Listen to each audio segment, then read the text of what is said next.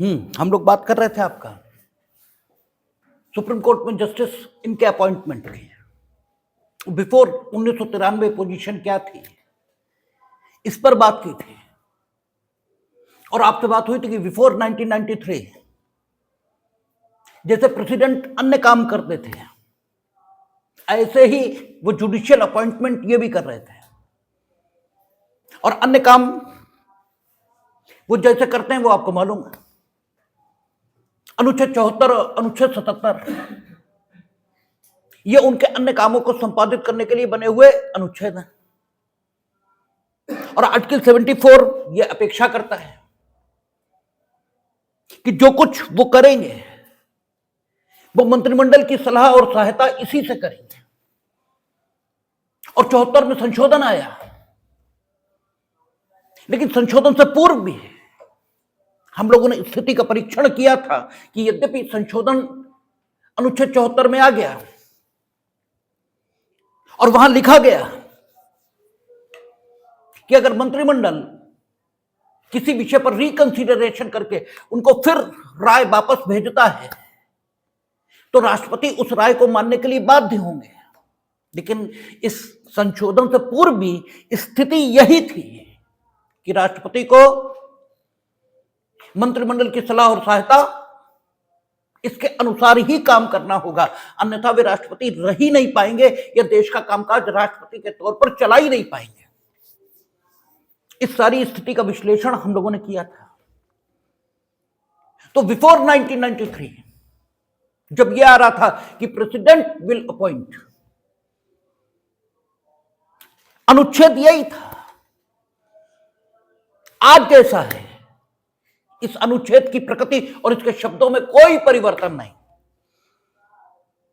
लेकिन supreme Court advocate on record association versus Union of India decide होने के बाद ऐसा लगता है मानो संविधान में संशोधन हो गया और इस अनुच्छेद के जो शब्द हैं उनका प्रभाव ही बदल गया। पूर्व में जो प्रभाव इस अनुच्छेद का था वो प्रभाव आज की तिथि पर नहीं है, जबकि शब्दों में कोई बदलाव नहीं है। और संविधान का संशोधन जब हम आपको पढ़ाएंगे, जब हम लोग संविधान के संशोधन पर बात करेंगे, तब देखेंगे, तब हम आपको कहेंगे कि संविधान के संशोधन के दो तरीके हैं। एक फॉर्मल मेथड है, औपचारिक तरीका है, और दूसरा अनफॉर्मल मेथड है, अनौपचारिक तरीका है। औपचारिक और अनौपचारिक इन दो शब्दों की व्याख्या कई बार हम लोगों ने की है। औपचारिक में हमने आपसे कहा है कि औपचारिक चाहे वार्ता हो, चाहे तरीका हो, चाहे कुछ भी हो, जो औपचारिक है उसमें सब कुछ पूर्व निश्चित होता है। हमने आपको एक बार डिग्री की डेफिनेशन से बताया था कि डिग्री में क्या कहा उन्होंने, यह न्यायालय का न्याय निर्णयन है जिसकी औपचारिक अभिव्यक्ति होती है। और औपचारिक अभिव्यक्ति होती है, हमने आपसे यह कहा था कि ये शब्द क्यों लिखे, इसलिए क्योंकि आदेश 20 है, वो ये बताता है कि निर्णय और डिग्री को कैसे अभिव्यक्त किया जाएगा। क्योंकि उसकी अभिव्यक्ति का तरीका पूर्व से निश्चित है, इसलिए डिग्री की डेफिनेशन में ये कहते हैं कि डिग्री न्यायालय का ऐसा न्याय निर्णयन है जिसकी औपचारिक अभिव्यक्ति होती है। कानून में कहीं भी कोई शब्द लिखा है तो वो बिल्कुल लागू होगा वैसा ही। अगर लिखा है डिग्री की डेफिनेशन में कि उसकी औपचारिक अभिव्यक्ति होती है, तो डिग्री अगर औपचारिक तौर पर अभिव्यक्त नहीं होगी तो वो डिग्री नहीं होगी। और as a student of law आपको ये सवाल उठाने चाहिए कि आप बताइए कि डेफिनेशन में अगर ये लिखा है कि डिग्री एक ऐसा न्याय निर्णयन है जो न्यायालय का न्याय निर्णयन है और जिसकी औपचारिक अभिव्यक्ति होती है, तो आखिर डिग्री जिस न्यायालय के न्याय निर्णय को कहा जाता है उसकी अभिव्यक्ति का औपचारिक तरीका कहां दिया गया है, यह सवाल बनता है। और अगर आप ये नहीं जान सकते कि उसकी अभिव्यक्ति का औपचारिक तरीका कहां दिया गया है, तो आपको डिग्री की डेफिनेशन भी कभी याद नहीं होगी, क्योंकि आपका मन संतुष्ट नहीं है। आपके मन को संतोष चाहिए, और आपका मन एक ऐसी चीज है जो अगर असंतुष्ट रहा तो फिर आपको वो विचार, वो चीज याद करने ही नहीं देगा जिस विचार से वो स्वयं संतुष्ट नहीं है। इसीलिए आपको कानून याद नहीं होता, कारण और कोई नहीं है, आपका मन संतुष्ट नहीं है। तो संविधान के संशोधन के दो तरीके हैं, एक औपचारिक, दूसरा अनौपचारिक। और औपचारिक, इसकी डेफिनेशन ही एक होती है, जो कुछ औपचारिक है वो सब कुछ पूर्व से निश्चित है। तो अगर संविधान के संशोधन का कोई औपचारिक तरीका है तो वो पूर्व से निश्चित है। और कहां दिया गया? अनुच्छेद 368, वहां औपचारिक तरीका दिया है। और औपचारिक तरीके से संविधान का संशोधन करने के 3 तरीके उन्होंने बताए कि जब फॉर्मली कॉन्स्टिट्यूशन को अमेंड करेंगे तो 3 तरीकों से करेंगे। पहला तरीका उन्होंने बताया कि सामान्य बहुमत, जिससे कोई भी इनेक्टमेंट पास होता है जो संविधान में बहुत महत्व के प्रोविजन नहीं है उनमें संशोधन करना है, तो सामान्य बहुमत, जैसे नए राज्यों का निर्माण।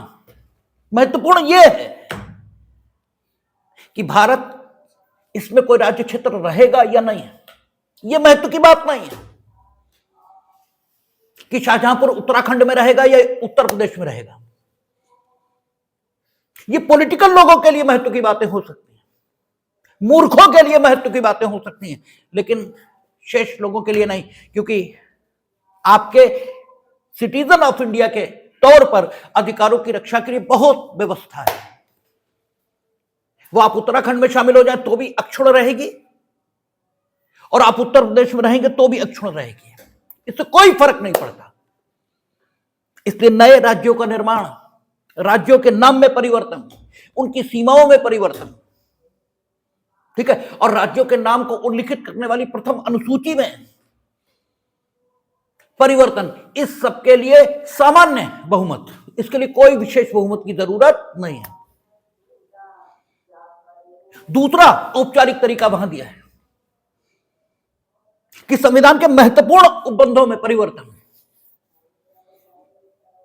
उसे करने के लिए परिवर्तन शब्द नहीं कहना चाहिए, संशोधन शब्द लाना चाहिए, क्योंकि परिवर्तन बड़ा शब्द है और संशोधन सीमित शब्द है। इन दोनों शब्दों के विस्तार और एम्बिट पर हम लोग तब बात करेंगे जब संविधान संशोधन पर ही बात करेंगे। तो अगर मेरे मुंह से परिवर्तन निकले भी तो आप संशोधन ही समझें। तो संविधान के संशोधन का दूसरा तरीका वो है कि विशेष बहुमत। विशेष बहुमत कितना? दोनों सदनों की है, जो कुल सदस्य संख्या है उसका बहुमत और उपस्थित और मत देने वाले सदस्यों का 2/3, इससे संशोधन। और तीसरा, अगर आप संविधान में ऐसा संशोधन करना चाहते हैं जो देश के संघात्मक चरित्र से संबंधित है या उन उपबंधों से संबंधित है जिनका वर्णन अनुच्छेद 368 में इंट्रेंस प्रोविजन के रूप में किया गया है, तो आपको इस विशेष बहुमत के साथ आधे राज्यों का समर्थन भी चाहिए। यह हुआ औपचारिक तरीका। और हम यह कह रहे हैं कि संविधान के संशोधन का एक अनौपचारिक तरीका भी है। और अनौपचारिक तरीका कौन सा? शब्दों में कोई परिवर्तन नहीं, लेकिन शब्दों का अर्थान्वयन इस ढंग से कि बात ही बदल जाए। और यही supreme Court advocate on record association versus Union of India में हुआ। जब से संविधान लागू हुआ और आज की तिथि तक अनुच्छेद 124 में कोई परिवर्तन नहीं किया गया। ऐसा तो हम नहीं कहेंगे क्योंकि पिछली सरकार ने किया और आपके बेयर में वो परिवर्तन है 124 ए बी सी डी, लेकिन चूंकि वो असंवैधानिक घोषित हो गया, इसलिए माना यही जाएगा कि आज तक कोई परिवर्तन नहीं है। ठीक है ना, उसमें कोई परिवर्तन नहीं, लेकिन फिर भी उसके अर्थ को इस प्रकार परिवर्तित किया है कि आज जो सुप्रीम कोर्ट, उसमें नियुक्ति की प्रक्रिया बिल्कुल बदल गई है, बिल्कुल बदल गई। और यही स्थिति अनुच्छेद 21 की भी है। जब हम वहां पहुंचेंगे तब देखेंगे अनुच्छेद 21 जैसा संविधान के प्रारंभ पर था, बिल्कुल ठीक वैसा ही आज भी है। लेकिन ए.के. गोपालन, इसके बाद जब मेनका गांधी निर्णित हुई तो अनुच्छेद 21 का अर्थ इस प्रकार बदल गया है कि ऐसा लगता है मानो अनुच्छेद 21 को ही संशोधित कर दिया। तो ये जो संशोधन का तरीका है संविधान के, ये अनौपचारिक है, ये कहीं दिया नहीं है, लेकिन फिर भी अर्थ को इस प्रकार परिवर्तित कर देना कि पूरा अनुच्छेद ही परिवर्तित लगे, ये स्थिति दिखाई देती है। तो बिफोर 1993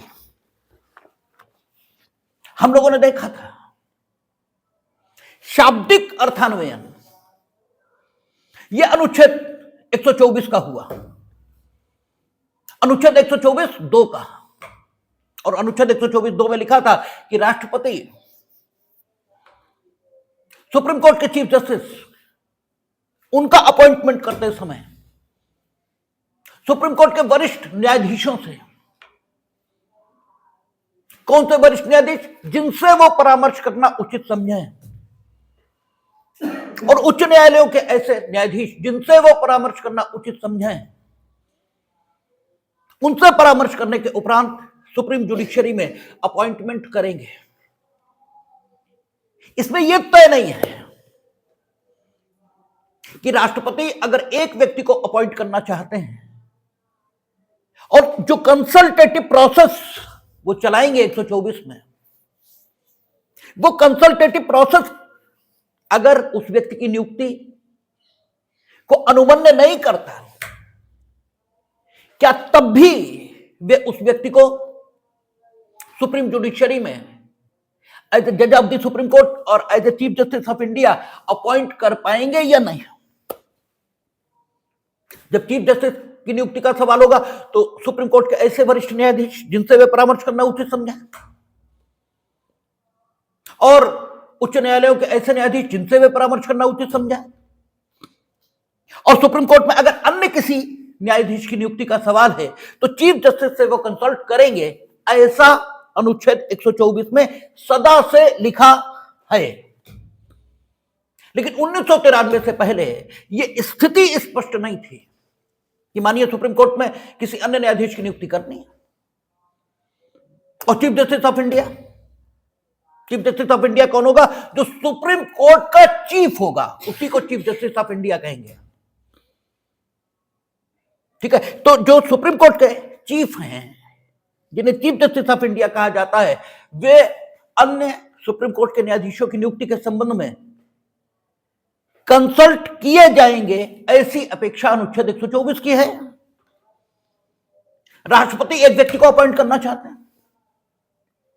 लेकिन सुप्रीम कोर्ट के चीफ जस्टिस उसका अपॉइंटमेंट नहीं चाहते, तो प्राइमेसी, प्रमुखता, ये चीफ जस्टिस की राय को दी जाए या राष्ट्रपति जिसकी नियुक्ति करना चाहते हैं उसको नियुक्त होना चाहिए। जब दोनों विरोध में हों तब प्रमुखता किसको दी जाएगी, वरीयता किसको दी जाएगी, यह प्रश्न अनुत्तरित था। यह प्रश्न, इसका उत्तर नहीं था। और राष्ट्रपति कुछ भी करेंगे तो वो मंत्रिमंडल की सलाह और सहायता से करेंगे, ये आपको मालूम है। तो बिफोर 1993 आप देख रहे हैं कि सरकार का दखल पूरी तरह है। कहां? सुप्रीम कोर्ट में। ठीक है, पूरी तरह सरकार की मर्जी से नियुक्तियां हो रही हैं। और यह ठीक है कि 1993 से पहले सीनियर मोस्ट रूल का पालन हो रहा है कि senior most he chief justice of India बनेगा, लेकिन जब अपॉइंटमेंट ही आपकी मर्जी से होगा तो चाहे कोई चीफ जस्टिस ऑफ इंडिया बन जाए, वो आपकी मर्जी से बना नहीं बना, दिखता यही है कि आपकी मर्जी से बना, दिखता यही है। और दिखता यही है, ये दो केसेस में तो बिल्कुल प्रूव हुआ। कौन सा? एक जस्टिस एन रॉय की नियुक्ति और दूसरा जस्टिस बेक की नियुक्ति। उसमें तो बिल्कुल प्रूव हुआ कि आप ही अपॉइंट कर रहे थे और आप दूसरों पर आरोप लगाते हैं कि सब संवैधानिक संस्थाओं को, ठीक है, उनका अपहरण किया जा रहा है। ये आरोप किस पे लगा रहा है? तुम तो कर चुके, तुम तो इस लायक ही नहीं हो कि कहो। ठीक है, तो 1993 से पूर्व पॉलिटिकल नियुक्तियां हो रही थी सुप्रीम कोर्ट में, ये दिखता है। हो रही थी, नहीं हो रही थी, हम उस प्रोसेस का भाग नहीं, इसलिए हमें पता नहीं। लेकिन एक युक्ति संगत मनुष्य, एक बुद्धिमान मनुष्य, साधारण बुद्धि का, बहुत बुद्धिमान नहीं, एक साधारण बुद्धि के मनुष्य को दिखेगा यही कि पॉलिटिकल नियुक्तियां हो रही हैं। ठीक है, और यह सिद्ध हुआ जस्टिस बेक के मामले में और जस्टिस आपका ये एन रॉय। तब 1987 में लॉ कमीशन ने सिफारिश की कि सुप्रीम कोर्ट में राष्ट्रपति नियुक्तियां करें, तो वो मंत्रिमंडल की सलाह और सहायता इसी से करेंगे। लेकिन ये पॉलिटिकल नियुक्तियां हो सकती हैं और सुप्रीम कोर्ट चूंकि एक कॉन्स्टिट्यूशनल कोर्ट है, सुप्रीम कोर्ट है, इसलिए वहां नियुक्ति का प्रोसेस बदलना चाहिए। That was the recommendation of the law commission in the year of 1987।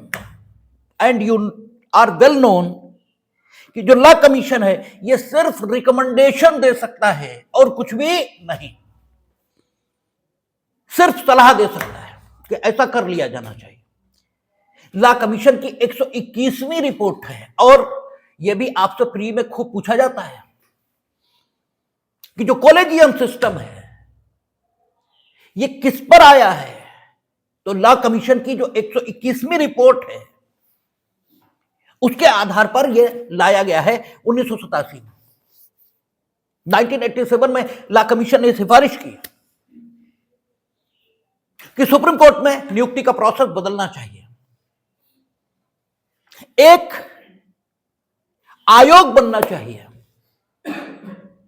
जिसे न्यायिक नियुक्ति आयोग कहा जाए।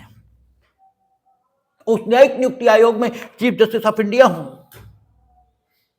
3 वर्तमान न्यायाधीश सुप्रीम कोर्ट के हों, retiring chief justice of India हों, हाई कोर्ट के 3 न्यायाधीश हों, अटॉर्नी जनरल ऑफ इंडिया हों और minister of law and justice, इनको रखा जाए। और ये न्यायिक नियुक्ति आयोग यही सुप्रीम जुडिशरी में अपॉइंटमेंट के संबंध में सलाह और सहायता दे। ये सिफारिश लॉ कमीशन की आई 121वीं रिपोर्ट में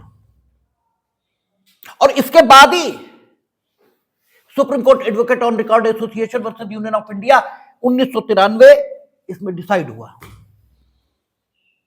और 1993 में जो कुछ Supreme Court advocate on record association versus Union of India में कहा गया वो वही था जो लॉ कमीशन ने सिफारिश की थी।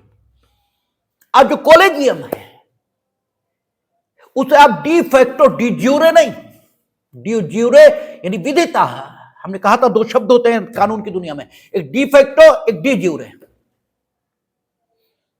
D facto meaning thereby, in fact वास्तव में तो ऐसा नहीं है लेकिन कानूनन ऐसा ही माना जाएगा।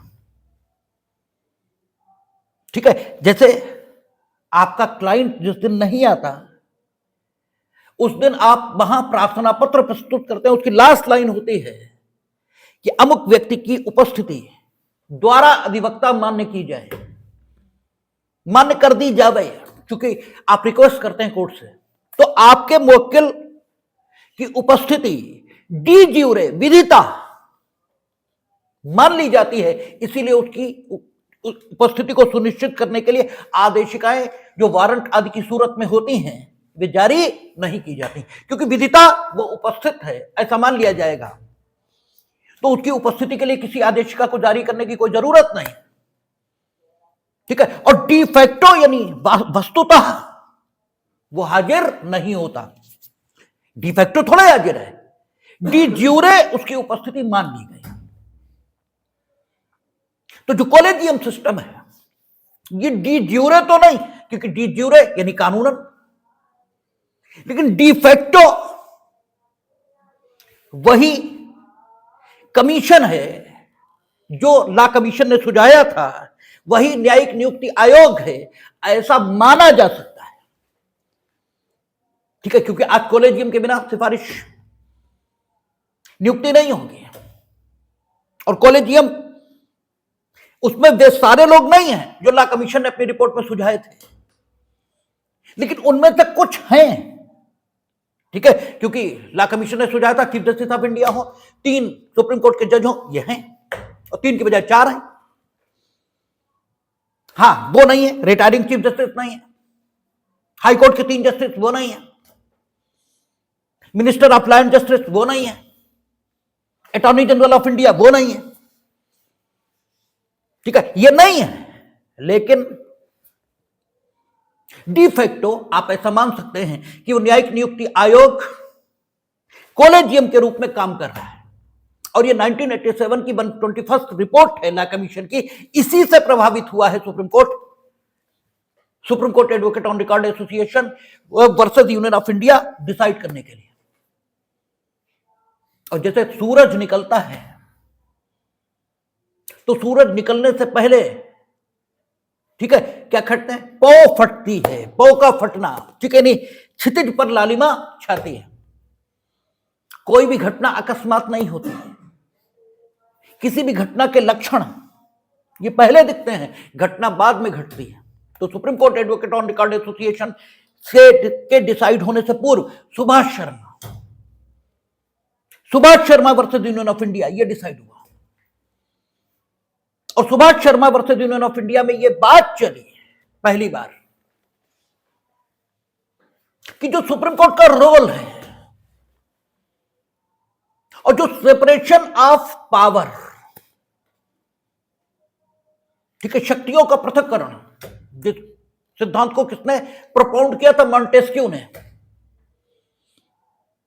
और जो कठोरता के साथ लागू कहां किया गया, अमेरिका में, क्योंकि वे अमेरिका के ही थे। तो उस सिद्धांत को, और अमेरिका का संविधान 1700 कुछ में बना है, हमने कहा ना मेरी जीएस बहुत अच्छी नहीं है, 1700 कुछ में बना, और हमारा संविधान 1947 में। तो हमने हर अच्छी चीज को लिया जो टाइम टेस्टेड थी, लेकिन आवश्यकता अनुसार परिवर्तन भी हर व्यवस्था में किए। इसलिए यह नहीं कह सकते कि our constitution is a mere carbon copy of several constitutions, it can't be said. हमने आपको सुप्रीम जुडिशरी में अपॉइंटमेंट के संबंध में भी कहा था कि we have adopted the process which are running in Britain and in USA also. ठीक है ना, तो दोनों का प्रोसेस हमने लिया और अपनी सुविधा और उसके लिए उसको कंबाइन करके लागू किया है। ठीक है ना,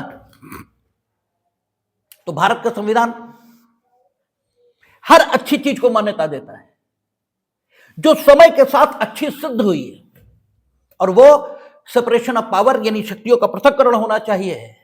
राज्य की जो 3 शक्तियां हैं तो राज्य के 3 अंगों को अलग अलग दी जानी चाहिए।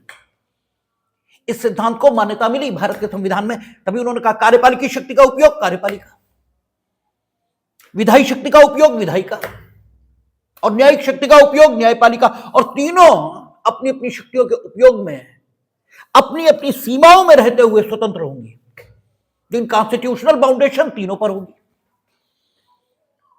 ठीक है ना।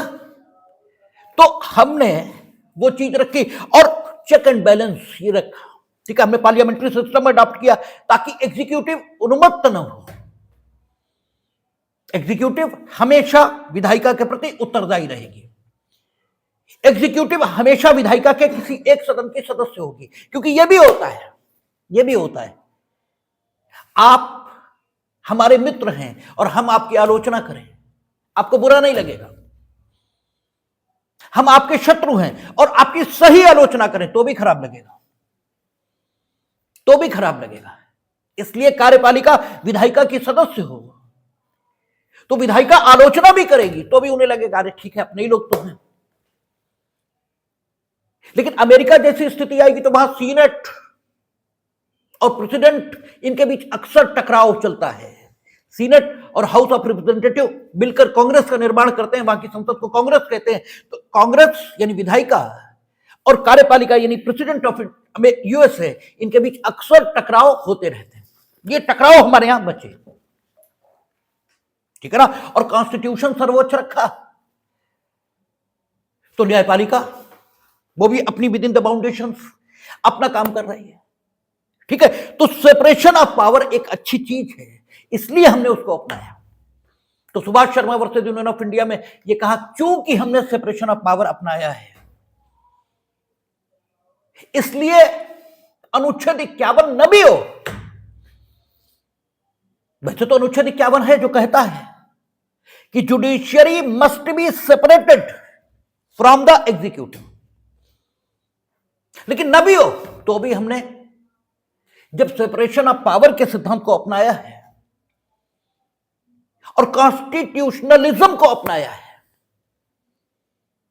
हर जगह हमने अपेक्षा की है, इवन राष्ट्रपति से भी अपेक्षा की है कि वो संविधान के उपबंधों के अनुसार अपनी कार्यपालिका शक्ति का उपयोग करेंगे। तो we have a felt need for a independent judiciary, क्योंकि कौन देखेगा कि whatever is running in the country that is according to the provisions of the constitution or not, who will observe. तो there should be a independent judiciary, और ऐसी judiciary जिसके appointment में अन्य किसी अंग का दखल इस प्रकार न हो कि वो अपॉइंटमेंट कर रहा है ऐसा दिखे, और अब तक यही दिख रहा है। देखिए, रोक देने की ताकत ये अलग बात है और चलाने की ताकत ये अलग बात है। ब्रेक न हो, ब्रेक क्या है? रोक देने की ताकत। तब भी आप अगर कुशल ड्राइवर हैं तो चला लेंगे, ठीक है ना। लेकिन इंजन ही ना हो, चलाने की ताकत किसमें है? इंजन में। तो महत्वपूर्ण कौन है? इंजन, जिसमें चलाने की ताकत है। रोकने की ताकत जिसमें वो महत्व है उसका भी है, लेकिन उतना नहीं है जितना इंजन का है। इसलिए यह महत्वपूर्ण है कि सुप्रीम कोर्ट में जो अपॉइंटमेंट होगा वो एग्जीक्यूटिव की सलाह और सहायता से होगा या उस कंसल्टेटिव प्रोसेस के अकॉर्डिंगली होगा जो कंसल्टेटिव प्रोसेस राष्ट्रपति न्यायिक अंग से करेंगे, सुप्रीम कोर्ट के उन वरिष्ठ न्यायाधीशों से, उच्च न्यायालय के उन न्यायाधीशों से, आदि आदि से। भाई 124 दो प्रकार के कंसल्टेशन की बात कर रहा है। एक कंसल्टेशन इंप्लाइड है और एक कंसल्टेशन एक्सप्रेस है। इंप्लाइड कहां पर? जब राष्ट्रपति ऐसा करेंगे तो अनुच्छेद 74 की लाइट में पढ़ेंगे तो राष्ट्रपति वैसा किसकी सलाह और सहायता से करेंगे? मंत्रिमंडल। जबकि ये लिखा नहीं है, लेकिन कॉन्स्टिट्यूशनली राष्ट्रपति कोई भी काम करेंगे तो उन्हीं की सलाह और सहायता से करेंगे। तो एक कंसल्टेशन इंप्लाइड है 124 में और एक कंसल्टेशन अभिव्यक्त है। लिखा है कि राष्ट्रपति चीफ जस्टिस को कंसल्ट करेंगे अगर अन्य जस्टिस को अपॉइंट करना चाहते हैं, और चीफ जस्टिस को ही अपॉइंट करना चाहते हैं तो अन्य न्यायाधीशों को वो कंसल्ट करेंगे। ये लिखा हुआ। तो एक कंसल्टेटिव प्रोसेस अभिव्यक्त है और एक कंसल्टेटिव प्रोसेस इंप्लाइड है। ये दोनों कंसल्टेटिव प्रोसेस अगर भिन्न व्यक्ति की सिफारिश करें तो राष्ट्रपति को एज ए कर्ता, एज ए एक्टर किस कंसल्टेटिव प्रोसेस की बात माननी चाहिए? This is the question. ठीक है, who will function as a engine and who will function as a brake? Consultative process दोनों है, लेकिन एक इंजन का काम करे और एक ब्रेक का, कि अगर गलत हो रहा है तो रोक दे। ठीक है ना, लेकिन अगर सही हो रहा है तो रोकने की ताकत उसमें नहीं होनी चाहिए। ठीक है ना, तो इंजन का काम कौन करे और ब्रेक का काम कौन करे, यह स्पष्ट नहीं है। और 124 में कंसल्टेटिव प्रोसेस दो हैं, एक इंप्लाइड है, एक एक्सप्रेस है। ठीक है ना, तो राष्ट्रपति को किसकी बात माननी चाहिए? तो this is the Subhash Sharma versus the union of India. At the very first time, it has been considered by the Supreme Court, and they have said that we have adopted the theory of separation power. ठीक है, we have adopted the theory separation of power, जो शक्तियों के पृथक्करण का सिद्धांत है उसको हमने मान्यता दी है। इसलिए राज्य के किसी भी अंग को दूसरे अंग के निर्माण के लिए इंजन का काम नहीं करना चाहिए। ठीक है ना, ब्रेक का करे ये तो ठीक है, क्योंकि हमने रूल ऑफ लॉ को अपनाया है, और रूल ऑफ लॉ हमने कहा था विधि अनुसार शासन नहीं है, क्योंकि विधि तो स्वयं में अनजस्ट हो सकती है। ठीक है, कल संसद कानून बना दे,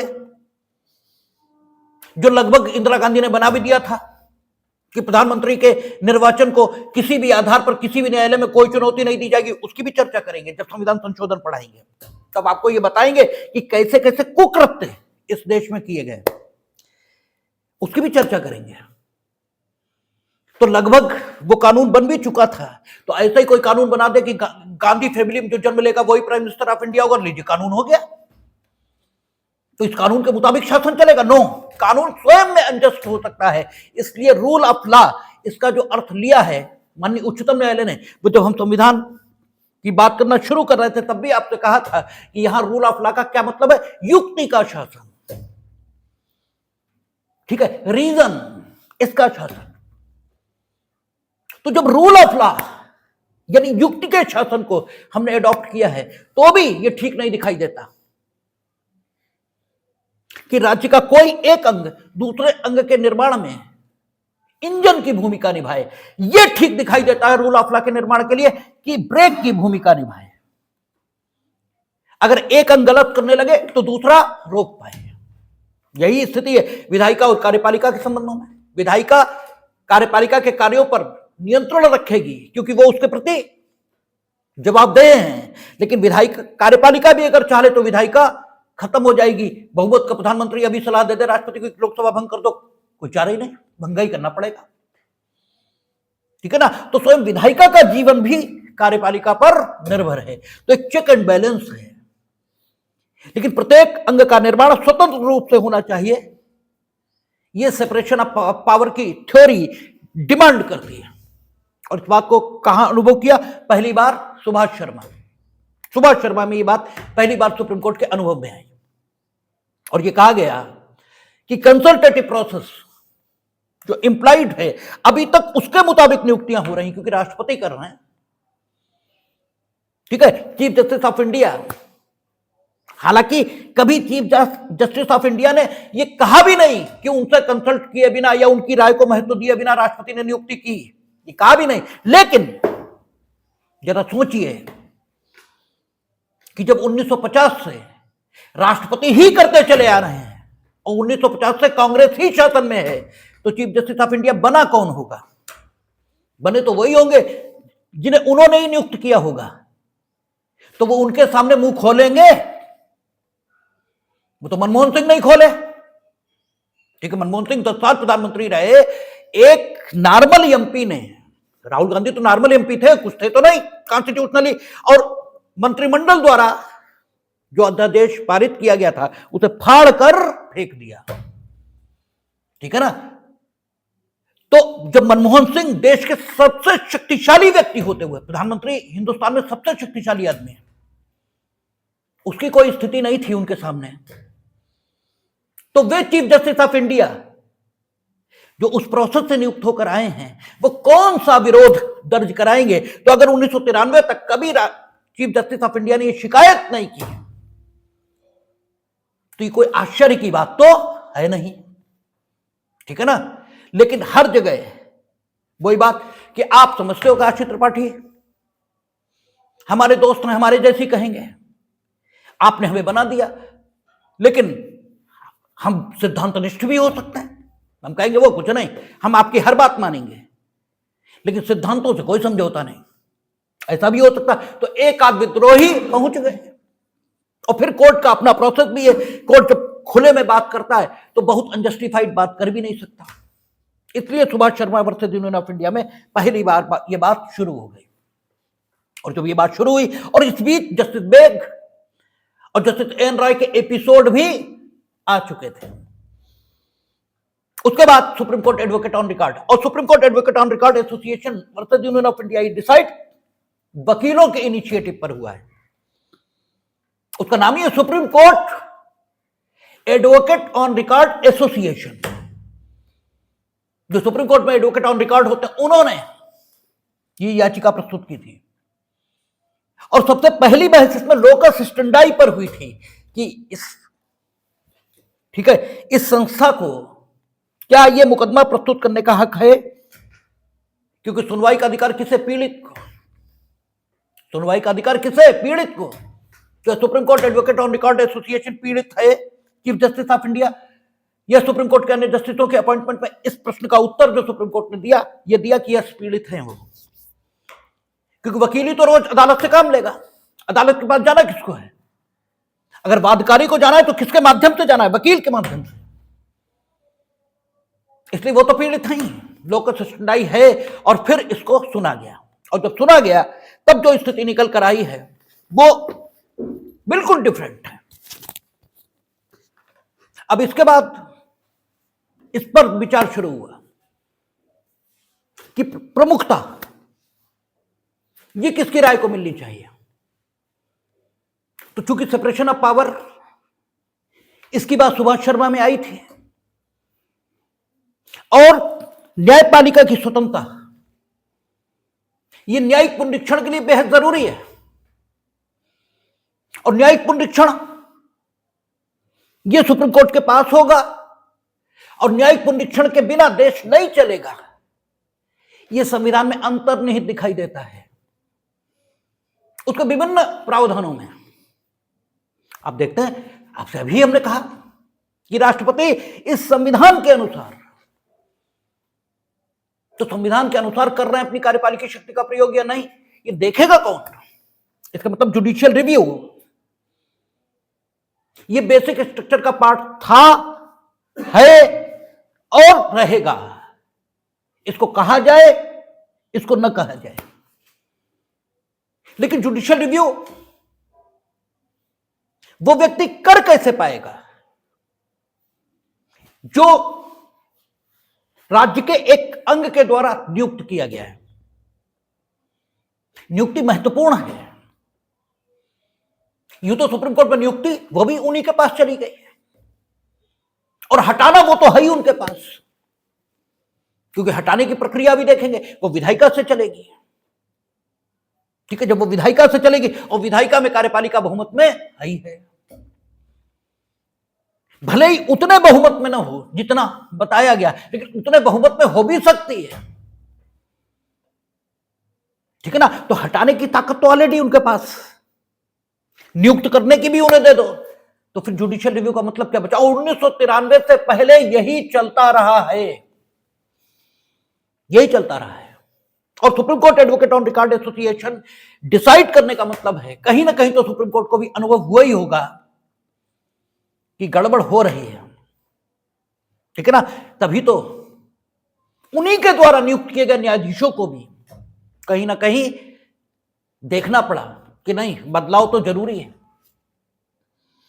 तब फिर अनुच्छेद 124(2) को रीड किया गया, पुनः पढ़ा गया, दोबारा से पढ़ा गया।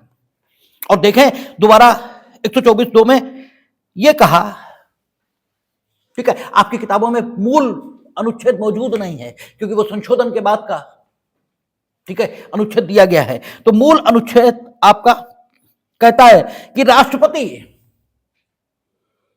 नियुक्त करेंगे, इस पर तो कोई दो मत है ही नहीं।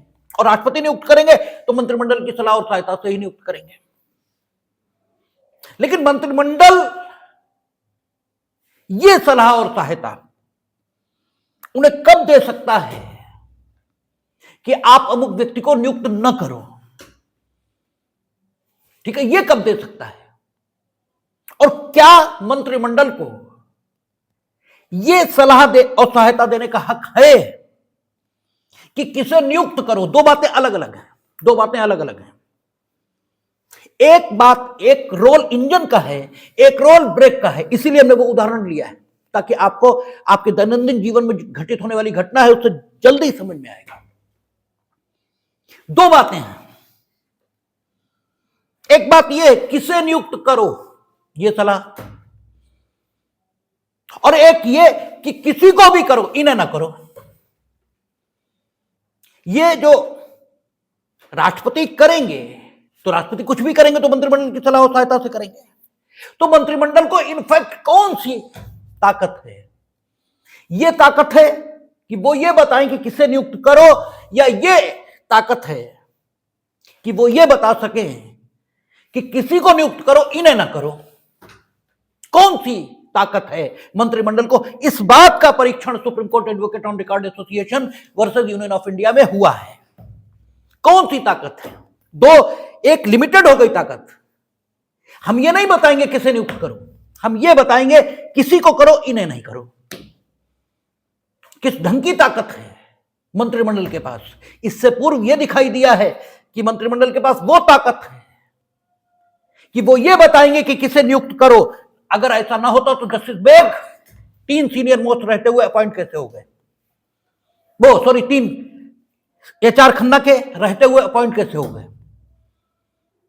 ठीक है, और जस्टिस बेग उस पीठ के हिस्से हैं जिसने आपातकाल में ADM Jabalpur versus Shivakant Shukla decide किया। और वो केस पढ़ाएंगे तो आपको खुद लगेगा कि इससे ज्यादा बड़ा अन्याय और इससे ज्यादा गलत बात और कोई हो ही नहीं सकती जो जस्टिस बेग ने किया है। और that was the single argument of the justice Beg. तो सवाल यह है कि ये तो आप सिद्ध कर चुके हैं कि आप ही उस ताकत को एंजॉय कर रहे थे, कि आप अब तक बता रहे थे राष्ट्रपति को कि किसे नियुक्त करो, और यही एन राय, 3 जज उनसे वरिष्ठ थे, आपने एन राय कैसे नियुक्त कर दिया? और क्यों किया? जबकि सीनियर मोस्ट रूल का पालन हो रहा था, क्यों किया आपने? इसका मतलब कोई विरोध की आवाज भले ही ना उठती हो, लेकिन यह मंत्रिमंडल ही था जो बता रहा था राष्ट्रपति को कि किसे अपॉइंट करो। और शायद मेरी बात ठीक है कि आवाज इसलिए नहीं उठ रही थी क्योंकि सारे तुम्हारे ही हुए अपॉइंट किए हुए तो थे, इसीलिए नहीं उठ रही थी। अब supreme Court advocate on record association में पहली बार परीक्षण होगा कि राष्ट्रपति करेंगे, नो डाउट, और राष्ट्रपति जो कुछ करेंगे मंत्रिमंडल की सलाह और सहायता से ही करेंगे। लेकिन मंत्रिमंडल को कौन सी सलाह और कौन सा सहायता देने का हक है? क्या यह सलाह और सहायता देने का हक है कि किसे अपॉइंट करो, या फिर यह सलाह और सहायता देने का हक है कि किसे अपॉइंट न करो?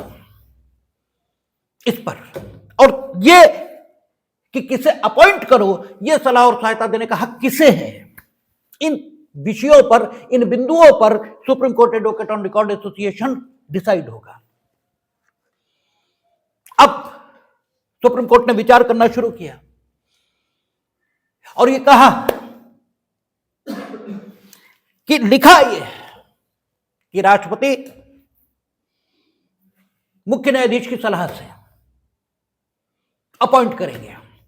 बेयर रीडिंग करिए, शब्दों के वही अर्थ निकालिए जो दिखाई दे रहे हैं, ठीक है? उनकी सलाह और सहायता से राष्ट्रपति मुख्य न्यायाधीश से सलाह करके, ठीक है, और अन्य ऐसे न्यायाधीशों से सलाह करना जिनसे वो उचित समझे, ऐसा करेंगे। इसका मतलब ये निकला, ये नहीं लिखा है, ये नहीं लिखा है कि मुख्य न्यायाधीश की सहमति, उन्होंने कंसल्टेशन शब्द का यूज किया है, कॉन्क्यूरेंस शब्द का यूज नहीं किया है। जो आप देखें इसमें, ठीक है, आपका वो तो कि कहता है after consultation with such of the जजेस ऑफ द सुप्रीम कोर्ट, ठीक है ना। तो विद कंसल्टेशन, कंसल्टेशन शब्द का यूज हुआ, कॉन्क्यूरेंस शब्द का यूज नहीं हुआ। यह नहीं कहा है कि चीफ जस्टिस की सहमति से राष्ट्रपति सुप्रीम कोर्ट में अपॉइंटमेंट करेंगे, यह नहीं है शब्द। शब्द क्या है कि राष्ट्रपति सुप्रीम कोर्ट में नियुक्ति मुख्य न्यायाधीश की सलाह इससे करेंगे। उनका सामान्य अर्थ लगाइए। जब आपसे यह कहा जाता है कि इनकी सलाह से आप काम करोगे, तो इसका मतलब यह हुआ कि सलाह ये जो देंगे वही काम करोगे, इसके अलावा नहीं करोगे, ठीक है ना। जब यह कहा जाता है इनकी सलाह से, जैसे वहां कहा है जब लेजिस्लेचर का कोई व्यक्ति किसी निर्योग्यता, ठीक है, के उत्पन्न हो जाने के कारण, जो निर्योग्यता उसके चुनाव लड़ने के समय मौजूद नहीं थी लेकिन सदस्य हो जाने के बाद उत्पन्न हो गई है, ठीक है ना, उस निर्योग्यता के कारण सदन का सदस्य होने के अयोग्य हो गया है, तो राष्ट्रपति ये प्रश्न किसे भेजेंगे? चुनाव आयोग को, इलेक्शन कमीशन को, और फिर इलेक्शन कमीशन जो डिसाइड करेगा उसके मुताबिक उसे अयोग्य अयोग्य ठहराएंगे। ये हम लोग पीछे पड़ के आए। तो सलाह, इसका मतलब यह हुआ कि जब यह कहा गया कि मुख्य न्यायाधीश की सलाह से नियुक्ति होगी, तो इसका मतलब यह हुआ कि उनकी सलाह से ही होगी, इसके अलावा नहीं होगी, ठीक है। क्योंकि अगर यह कहा होता सहमति से होगी, तो इसका अर्थ यह होता कि राष्ट्रपति पहले तय कर लेंगे और फिर उनकी सहमति भी ले लेंगे, ठीक है ना। और अगर वो कहेंगे भाई ये वाला पसंद नहीं है, तो कहेंगे अच्छा ये देख लो। लेकिन व्यक्ति का चुनाव करने का प्रथम हक राष्ट्रपति को होगा, ठीक है ना। अगर सहमति शब्द होता, अगर शब्द सहमति आया होता, अगर यह शब्द आए कि इनकी सहमति से ये काम करेंगे, हमने एक तरीका काम करने का निर्धारित किया, इन्होंने कहा ये भाई हम इससे सहमत नहीं है, तो हमने दूसरा निर्धारित कर लिया। लेकिन निर्धारण का हक किसके पास है? मेरे पास। इनके पास जो हक है वो सिर्फ सहमति या असहमति का है। और जब यह कहा गया कि इनकी सलाह से आप करेंगे, तो निर्धारण का जो हक है वो इनके पास पहुंच गया, ठीक है ना, और मेरे पास सिर्फ, ठीक है ना, यह कहने का हक आया कि तुम्हारी सलाह गलत है, इस समय ठीक नहीं है यह, ठीक है ना। क्योंकि काम करने का हक हमें दिया कि काम हम करेंगे किंतु इनकी सलाह से। तो प्राइमरी तौर पर निर्धारण, काम करने के ढंग का निर्धारण करने का हक इन्हें आ गया। और चूंकि काम के कर्ता हम हैं, इसलिए हम सिर्फ इतना कह पाएंगे कि भाई तुम्हारी सलाह ठीक नहीं है। और अगर वो सलाह ऐसी होगी कि आत्मघाती हो, तो हम कहेंगे नहीं, हम नहीं मानते, नहीं करेंगे, ठीक है ना। अगर बिल्कुल आत्मघाती सलाह होगी, और अगर आत्मघाती से कम है, तो इनकी सलाह से ही हमें काम करना पड़ेगा, भले ही नुकसान हो जाए। हम बाद में ये कहें कि तुम्ही ने सलाह दी थी भैया, लो तुमने जो कहा हमने कर दिया, लो देखो, ठीक है। यही जिस्ट है, यही बेस है supreme Court advocate on record association decide होने का। यही दिस इज द जिस्ट, बस इसके अलावा कुछ भी नहीं है। सुप्रीम कोर्ट एडवोकेट जो हमने ऐसे शब्दों में, अब सुप्रीम कोर्ट ने कैसे कहा इसको, उन्होंने कहा कि शब्द क्या है? कंसल्टेशन, सहमति से करेंगे, वो सॉरी उनकी सलाह से करेंगे, न कि उनकी सहमति से करेंगे। इसका मतलब यह हुआ कि किसे नियुक्त होना है उसे निर्धारित करने का हक चीफ जस्टिस ऑफ इंडिया इनको है, ठीक है ना। चीफ जस्टिस ऑफ इंडिया को है किसे नियुक्त होना है, क्योंकि उनकी सलाह से करेंगे, यह लिखा है। और चूंकि राष्ट्रपति करेंगे, यह लिखा है, तो इसका मतलब यह हुआ कि राष्ट्रपति को आपत्ति करने का हक है, आपत्ति करने का हक है। वही कि आप ये कह सकते हो देखो गलत कर रहे हो तुम, ठीक है ना, तो आपत्ति करने का हक है। लेकिन अगर चीफ जस्टिस आपकी आपत्ति से सहमत नहीं है, तो प्रमुखता उन्हीं की राय को दी जाएगी। ठीक है ना। तब प्रमुखता आपकी राय को नहीं मिलेगी, राष्ट्रपति जो करना चाहेंगे वो नहीं कर पाएंगे, ठीक है ना। और फिर उन्होंने कहा कि चीफ जस्टिस की सलाह, तो क्या चीफ जस्टिस व्यक्ति के तौर पर जो सलाह देंगे उसे नियुक्त किया जाए, तो उन्होंने कहा फिर यह गलत हो जाता है, because we have adopted the policy of rule of law, और रूल ऑफ लॉ निरंकुशता का अभाव इसको सुनिश्चित करना चाहता है। तो अगर हम व्यक्ति के रूप में चीफ जस्टिस ऑफ इंडिया इनकी सलाह से नियुक्ति की बात करेंगे, तो फिर रूल ऑफ लॉ की जो पॉलिसी है उसको धक्का लगेगा। और उनका 124(2) आप पढ़े हैं तो उसमें प्लूरल, ठीक है, बहुमत, बहुसंख्या ये दिखाई देती है कि इनसे भी सलाह करें, उनसे भी करें, जिनसे उचित समझें उन सबसे करें। इसके मतलब 124(2) में जो फ्रेमर्स हैं उन्होंने ये नहीं चाहा था कि किसी एक व्यक्ति की राय चले, और इसीलिए उन्होंने कहा मंत्रिमंडल किंतु सलाह। एक व्यक्ति की राय नहीं चाहते क्योंकि रूल ऑफ लॉ के अगेंस्ट है। इसलिए chief justice of India as a institution, क्योंकि चीफ जस्टिस ऑफ इंडिया एक इंस्टीट्यूशन भी है, एक संस्था भी है, और संस्था के रूप में वो पूरे न्यायिक जगत का प्रतिनिधित्व करते हैं, ठीक है ना। तो उनकी राय मीनिंग देयर बाय उस न्यायिक अंग की राय ये होना चाहिए, ठीक है ना। इसलिए collectively chief justice of India इस राय को फॉर्म करेंगे, और इसके लिए उन्होंने कहा 4 वरिष्ठ न्यायाधीश सुप्रीम कोर्ट के और चीफ जस्टिस, इन्हें मिलाकर एक कॉलेजियम बनेगा, और उसकी राय जब आएगी तो राष्ट्रपति उसकी राय से नियुक्त करेंगे। हां, उनकी राय अगर किसी ऐसे व्यक्ति के संबंध में आ रही है जिसके बारे में राष्ट्रपति को आपत्ति, अर्थात मंत्रिमंडल को आपत्ति है, तो मंत्रिमंडल अपनी आपत्ति चीफ जस्टिस ऑफ इंडिया को बताए और फिर नियुक्ति ना करे। लेकिन यह भी कहा कि अगर इसके बाद भी चीफ जस्टिस ऑफ इंडिया अड़ते हैं, कॉलेजियम दोबारा सिफारिश भेजता है, तो एक हेल्दी कन्वेंशन के नाते, तब यह नहीं कहा, ठीक है, कि नियुक्त करना ही पड़ेगा, नो, तब कहा कि एक स्वस्थ परंपरा के नाते उसे नियुक्त कर देना चाहिए, क्योंकि न्यायिक अंग उसकी नियुक्ति पर जोर दे रहा है, और वे ही सुइटेबल कैंडिडेट खोज सकते हैं कि कौन वहां नियुक्त होने योग्य है, इसके अलावा नहीं। अब उन्होंने कहा कि एक बात और आई है कि यह भी लिखा है कि सुप्रीम कोर्ट के अन्य न्यायाधीशों, ये तो हो गया अन्य न्यायाधीशों की नियुक्ति के संबंध में चीफ जस्टिस और 4 अन्य न्यायाधीश, उनका कॉलेजियम बनेगा उनसे। अब स्वयं चीफ जस्टिस को अपॉइंट करना है, ठीक है ना, तो सीनियर मोस्ट इसको अपॉइंट करेंगे, ठीक है ना, सीनियर मोस्ट उस रूल का पालन करेंगे, ठीक है, क्योंकि सुप्रीम कोर्ट में तो ऑलरेडी वो है ही। इसका मतलब जब सुप्रीम कोर्ट में है तो कॉलेजियम ने सिफारिश तो की ही होगी, वो योग्य तो होगा ही, तभी तो सुप्रीम कोर्ट में है, अन्यथा होता कैसे, ठीक है। तो सीनियर मोस्ट ये अपॉइंट होगा। तो फिर ये राय क्यों, ये भी लिखा ना 124(2) में कि सुप्रीम कोर्ट के चीफ जस्टिस अगर अपॉइंट करने हैं तो वे सुप्रीम कोर्ट के अन्य वरिष्ठ न्यायाधीशों से या हाई कोर्ट के ऐसे न्यायाधीशों से जिनसे वे नियुक्ति करना, जिनसे वे परामर्श करना उचित जाने, उनसे परामर्श कर सकते हैं। इन शब्दों का अर्थ क्या है?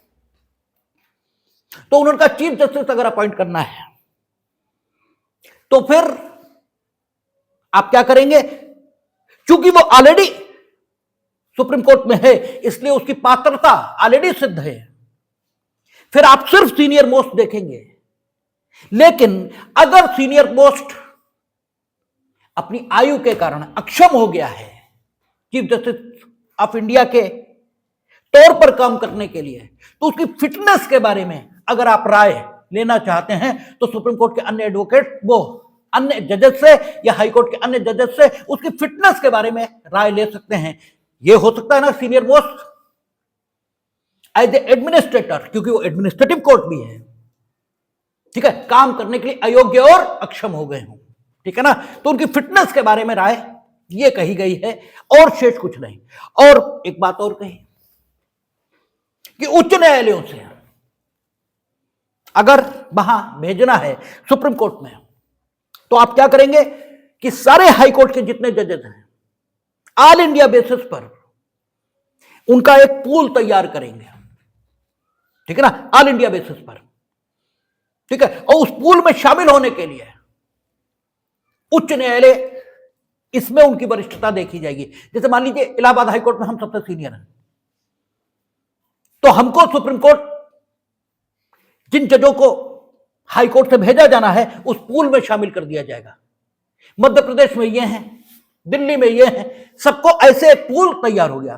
फिर उस पूल में से जो सबसे वरिष्ठ होंगे उन्हें सुप्रीम कोर्ट में भेजे जाने के लिए विचार किया जाएगा। यानी ऑल इंडिया बेसिस पर पूल तैयार होगा और वो पूल हाईकोर्ट में वरिष्ठता के आधार पर तैयार होगा, और फिर ऑल इंडिया बेसिस में जो ठीक है मोस्ट सीनियर होंगे उन्हें वहां भेजे जाने के लिए विचार किया जाएगा। और विचार 4 जज और सुप्रीम कोर्ट के चीफ जस्टिस ये करेंगे। और ये कहा कि इसी तरीके से जो कंसल्टेटिव प्रोसेस आएगा उसी से राष्ट्रपति वहां अपॉइंट करेंगे और किसी भी तरीके से नहीं।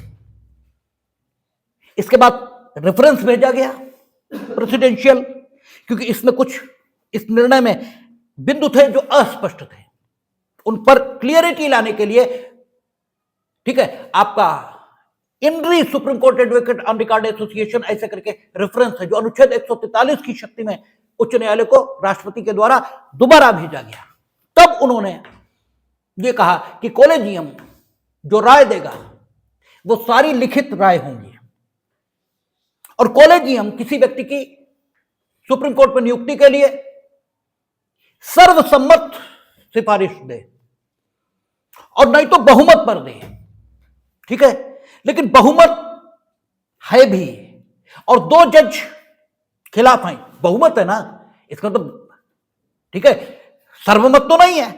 तो अगर 2 जज खिलाफ हैं तो हेल्दी कन्वेंशन यह है कि चीफ जस्टिस ऑफ इंडिया को फिर उसकी राय पर, ठीक है, उसके नाम पर अपनी राय नहीं देनी चाहिए, नहीं देनी चाहिए, नहीं देंगे ऐसा नहीं कहा, नहीं देनी चाहिए, ठीक है ना। और अगर राष्ट्रपति और कॉलेजियम की राय एक ही है तब तो प्रमुखता का कोई सवाल ही नहीं उठता। ये सारी बात तो तब आएगी जब दोनों राय अलग अलग हो, ठीक है ना, तब आएगी ये सारी बात। दोनों राय एक ही है तब तो कोई बात ही नहीं, तब तो समस्या ही खत्म है।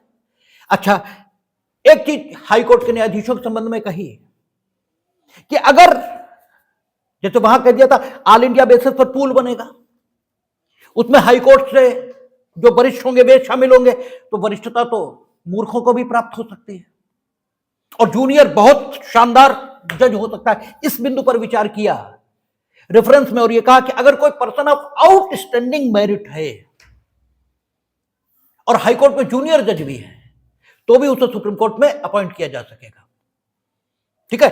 और जो ऑल इंडिया बेसिस पर पूल तैयार हुआ वरिष्ठता के आधार पर, उसमें कोई जूनियर है, उसे सीनियर उस पूल में मौजूद है, लेकिन वो जिस क्षेत्र का प्रतिनिधित्व करता है, मानिए वो कर्नाटक का है और कर्नाटक का कोई जज इस समय सुप्रीम कोर्ट में नहीं है, तो जूनियर होने के बावजूद भी उसे अपॉइंट किया जा सकेगा।